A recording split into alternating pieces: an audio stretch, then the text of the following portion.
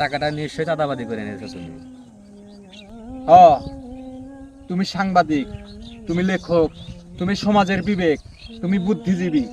তোমার চিকিৎসার টাকা ভিক্ষার টাকায় হবে না আব্বা। তুমি যখন অসুস্থতায় ভুগতে চাও, সরকারের উচিত ছিল তোমার চিকিৎসার টাকার দায়ভার বহন করা। করে নাই। কি হবে? কিছুদিন পরে তোমার পত্রিকায় বড় করে লেখা হবে, সাংবাদিক ইমরান চৌধুরী অসুস্থ, আপনারা সবাই মুক্ত হস্তে দান করুন। আব্বা, ওটা ভিক্ষার টাকা না আব্বা, তার থেকে চাঁদার টাকা কি ভালো না আব্বা? তুমি বলেছিলে সাংবাদিক ইমরান চৌধুরীর নাম যেখানেই বলবো সেখানে তোমার দরজা খুলে যাবে। খুলেছে আব্বা। তোমার নাম বলেছিলাম বলেই সেদিন পুলিশ আমাকে কুত্তার মতো মারেছে আব্বা। সে মারের কথা আজও আমি ভুলি নাই আব্বা, সে মারের কথা আজও আমি ভুলি নাই।